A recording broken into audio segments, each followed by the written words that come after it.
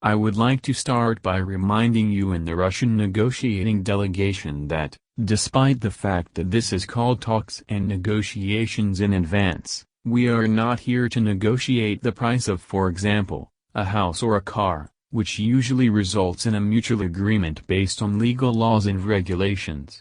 We are here because you illegally invaded our country, Ukraine, and killed our citizens. That's the cold fact. That is the indisputable context of our meeting here today.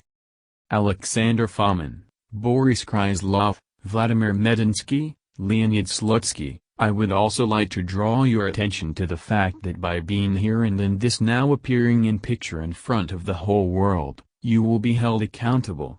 Through your actions here you choose which side of the history you want to end up in, and how you will be assessed in a future trial.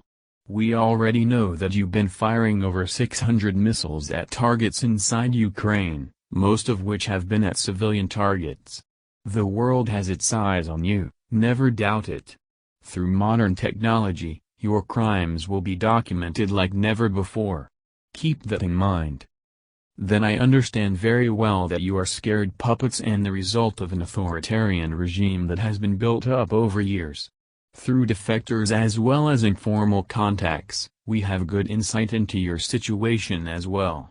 That the choice to do the right thing for you is not easy. Like so many others, you may risk disappearing without a trace, and in many cases, sublime threats against family members are part of Putin's club membership. But unlike parts of your citizens who, through censorship and state-controlled media, do not always have the right information, you who sit here, Fomin, Gryzlov, Medinsky, and Slutsky, have a special responsibility cause you know the truth.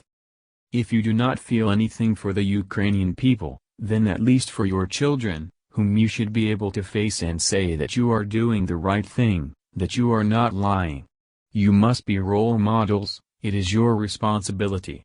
I doubt any of you are raising your children to lie, take other people's things or ruin your friend's room or to blame on others. That we are sitting here today after all, is like we would sit down and negotiate the price of a purchase of our own car, with the car thief who not only stole it, but also killed our family in the same car, that he now want to sell back to us. I think none of you would want to pay for your car twice, and also get it badly damaged between purchases. Despite the parable, this is serious.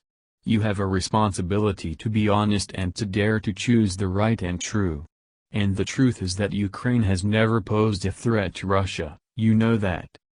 The only threat it posed is possibly indirectly against the powerful elite of which you are the part. By showing that we can carry out real democratic elections, and not rigged as in Putin's Russia where opposition figures are imprisoned and journalists are murdered. The idea that power comes from the people and is not something that only exists for a few corrupt autocrats. You must represent the peoples, the Russian people and nothing else. And against them there is no hostility. Most of us have relatives and friends on both sides of the border. This does not deserve to be turned into a war. So do not waste our time, or people's lives, by talking about ultimatums as if we were several hundred years back in time. Or absurd propaganda that we are addicts and Nazis. It's the year 2022. We do not have time for lies. People are dying in this now because of you. The world is watching, and when we are done here you must be able to see your children or grandchildren in the eyes. Stop this invasion. An invasion that has already cost 10,000 Russian lives. We know that you have mobile crematoria with you, and that it will be a long time before mothers start asking for their children, but that day will come. So again, the world is watching, and expecting you to have the courage to be honest. Thanks.